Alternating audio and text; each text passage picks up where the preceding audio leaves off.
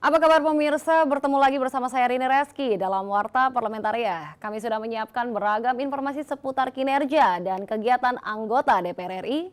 Inilah Warta Parlamentaria selengkapnya.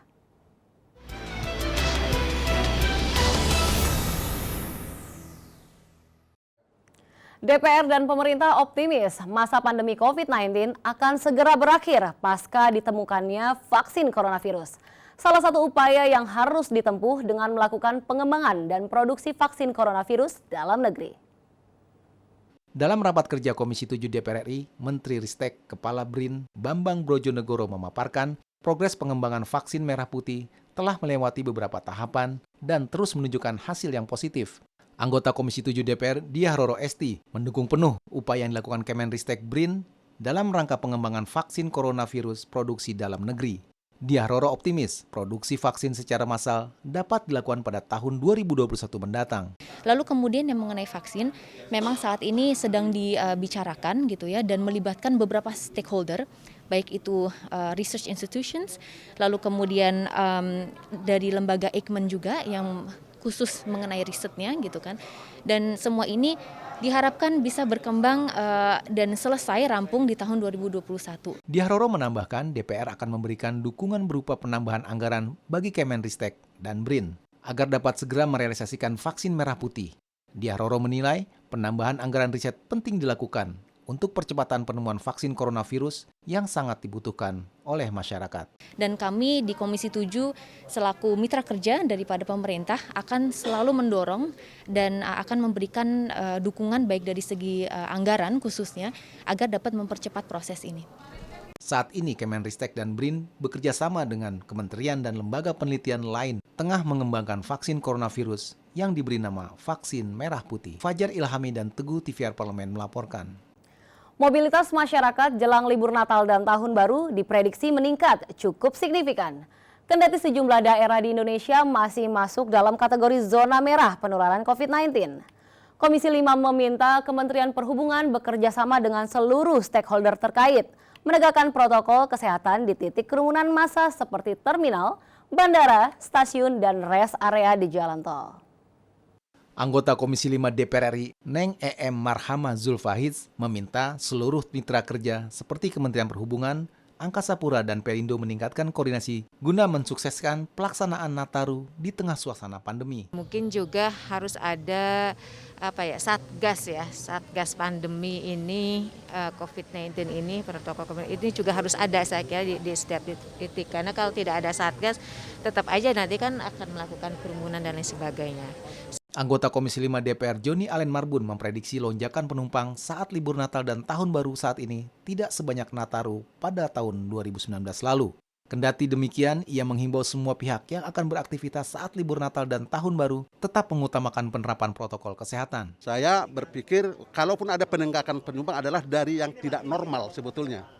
Memang ada peningkatan, tetapi tidak melampaui batas daripada pada tahun 2019. Saya kira begitu.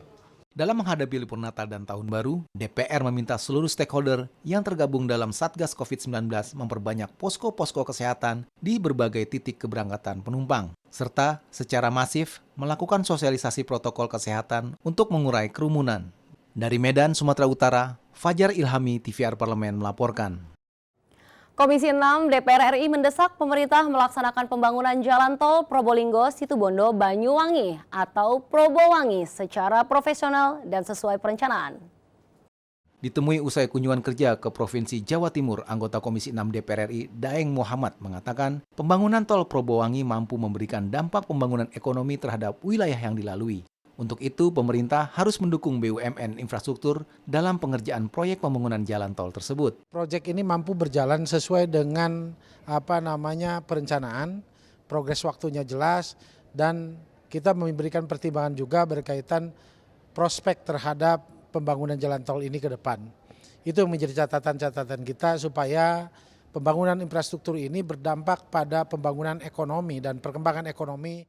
Menurut Daeng, ketika dukungan pemerintah tidak optimal, maka proyek pembangunan tol Probowangi tidak akan berjalan dengan baik.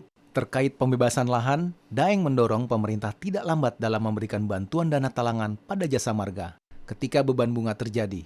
Ada beban bunga, Kalau pemerintah lambat mengganti pada Jasa Marga sebagai BUMN yang mengcover dana talangan, maka beban ini akan menjadi beban kepada Jasa Marga dan ini akan menjadikan BUMN itu tidak akan menjadi sehat. Jalan tol Probowangi akan dibangun sepanjang 172 km melintasi Keraksaan, Probolinggo hingga Ketapang, Banyuwangi, dan akan terintegrasi dengan Pelabuhan Ketapang yang merupakan pelabuhan penyeberangan dari Jawa ke Bali.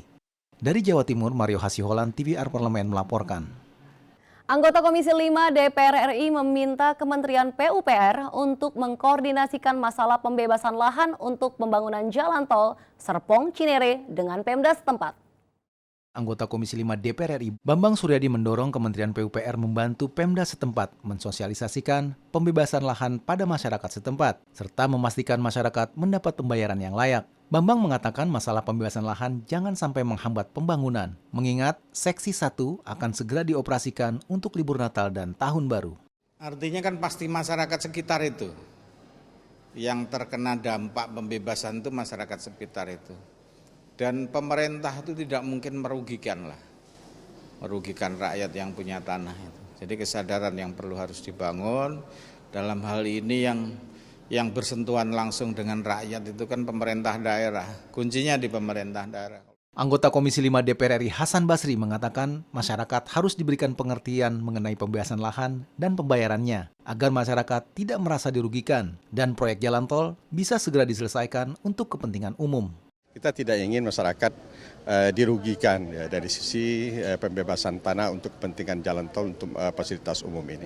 Tetapi masyarakat juga harus tahu bahwa jalan itu kan kita juga harus berkorban untuk kepentingan umum. Jalan tol Serpong Cinere memiliki total panjang 10,14 km, terdiri dari seksi Serpong Pamulang dan seksi Pamulang Cinere, yang akan tersambung dengan tol Serpong Kunciran dan tol Cinere Jagorawi. Dari Provinsi Banten, Nuki Tampu Bolon, TVR Parlemen melaporkan.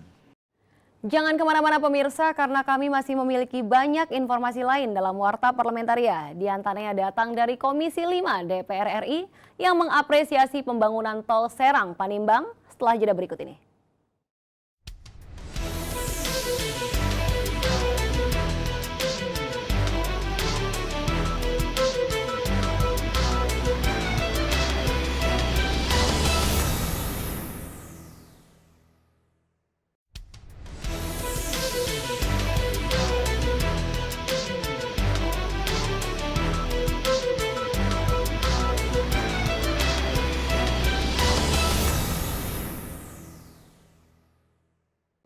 Komisi 5 DPR RI mengapresiasi progres pembangunan tol Serang Panimbang di Provinsi Banten yang diharapkan dapat meningkatkan perekonomian Provinsi Banten.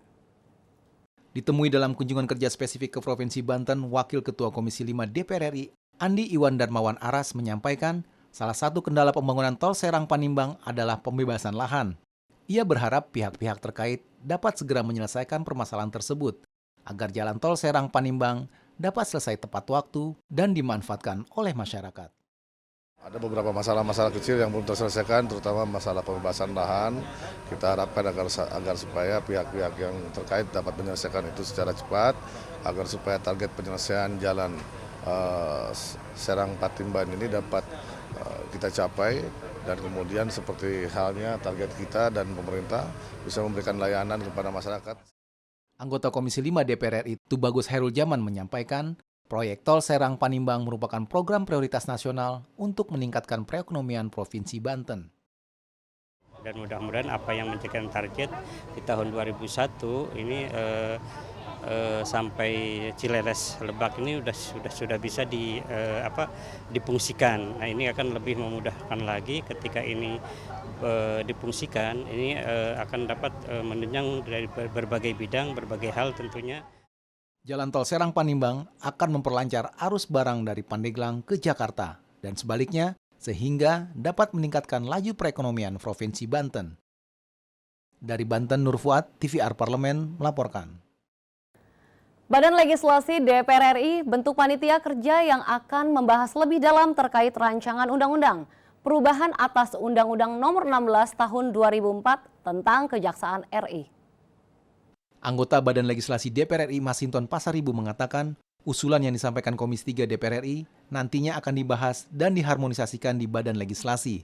Masinton menambahkan, Undang-Undang tentang Kejaksaan Republik Indonesia memang harus disesuaikan dengan perkembangan dunia hukum saat ini. Nah, tentu nanti dalam beberapa substansi tentang revisi itu akan dibahas dan diharmonisasi di Badan Legislasi ya berkaitan dengan perkembangan hukum saat ini yang itu Undang-Undang Kejaksaan yang lama dianggap belum mampu mengakomodir perkembangan hukum saat ini. Masinton Pasaribu mengatakan pembaruan Undang-Undang Kejaksaan RI yang akan dibahas dan disempurnakan nantinya diharapkan mampu beradaptasi dengan perkembangan sosial, kemasyarakatan, dan perkembangan hukum saat ini. Rancangan undang-undang ini dibahas di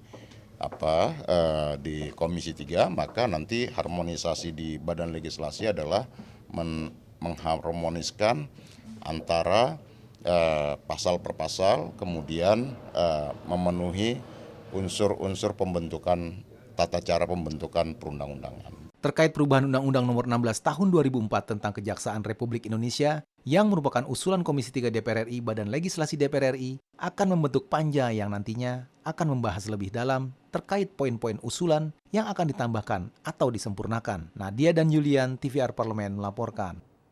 Komisi 7 DPR RI terus mendorong Kementerian ISDM lewat Direktorat Jenderal Migas untuk melakukan eksplorasi lahan baru bagi sumber daya energi minyak dan gas bumi. Komisi 7 juga meminta Dirjen Migas membuat roadmap produksi energi yang akan beralih menggunakan sumber daya energi baru terbarukan. Ditemui saat rapat dengar pendapat Komisi 7 dengan Dirjen Migas Kementerian ESDM di Gedung Nusantara 1, Kompleks Parlemen Senayan, Jakarta, Ketua Komisi 7 DPR RI Sugeng Suparwoto mengungkapkan peta migas harus mampu bicara mengenai permasalahan dan solusi dari hulu sampai hilir produksi energi nasional. Dengan eksplorasi supaya cadangan terbukti terus naik. Nah, ini penting. Terlebih dengan fenomena baru di mana margin usaha di sektor hulu memang semakin kecil ketika crude atau minyak mentah harganya semakin turun. Anggota Komisi 7 DPR RI Sartono menambahkan, cadangan migas Indonesia memang mulai menurun. Diperkirakan di lokasi eksplorasi saat ini, cadangan hanya mampu bertahan 8 tahun ke depan. Untuk itu Sartono mendorong political will pemerintah untuk bisa merealisasikan target-target produksi energi dan eksplorasi lahan baru maupun penjajakan konversi sumber daya energi baru terbarukan. Bisa juga mungkin ada kepastian misalnya, aturan, ya, kepastian hukumnya, baik dari pusat sampai daerah, ya, di mana ladang itu berada. Ini kan para eksekutif ini kan tahu betul ini. Nah, kembali lagi kepada political will kita itu. Bagaimana memimpin negeri ini? Saat ini terjadi permasalahan besar di industri hulu, yakni terus-menerus turunnya lifting minyak hingga produksi hanya mencapai 700.000 barel per hari. Ditambah, margin keuntungan sektor hulu semakin menipis. Dari Senayan, Jakarta, Amita dan Samsul, TVR Parlemen melaporkan. Komisi 4 DPR RI mendorong perbaikan data industri sawit untuk pencairan dana peremajaan sawit dan meminta political will seluruh stakeholder agar big data industri sawit dapat terwujud. Ditemui usai rapat dengan sejumlah asosiasi perusahaan sawit dan kelompok petani sawit di Gedung Nusantara DPR RI Senayan, anggota Komisi 4 DPR RI Sulaiman L. Hamzah menilai data yang disampaikan Asosiasi Pengusaha Sawit tidak valid. Sulaiman meminta asosiasi pengusaha membantu kelompok tani dalam memasarkan produk sawit, serta bersama pemerintah melakukan sosialisasi pada petani sawit terkait hak-hak mereka untuk peremajaan dan pengelolaan perkebunan sawit. Komunikasi antara asosiasi dan juga gabungan perusahaan perkebunannya, kebunan sawit, dan juga komunikasi juga dengan pihak pemerintah. Kalau ini jalan, saya kira semua permasalahan bisa terjawab. Anggota Komisi 4 DPR RI Rizky Aprilia menyampaikan, Komisi 4 mendorong peningkatan kesejahteraan petani sawit dengan adanya political will dari seluruh stakeholder terkait dalam menyusun data perkebunan sawit yang faktual dan tersinkronisasi antar lembaga. Ya, prinsipnya kan kita semua ingin mendorong perbaikan dalam semua sektor, baik hulu sampai hilirnya di perkebunan sawit. Nah, rekomendasi mereka kan sama dengan yang selama ini diharapkan oleh Komisi 4, sebuah perbaikan dalam sistem manajemen perkebunan, sistem tata kelola di sektor pertanian perkebunan sawit. Lebih lanjut, Rizky Aprilia menilai data menjadi persoalan menahun yang perlu segera diselesaikan. Dari Senayan, Jakarta, Amita dan Aang TVR Parlemen melaporkan. Demikianlah beragam informasi seputar aktivitas DPR RI yang sudah kami susun dalam Warta Parlamentaria. Saya Rini Reski beserta kerabat kerja yang bertugas undur diri. Terima kasih atas perhatian Anda. Sampai jumpa.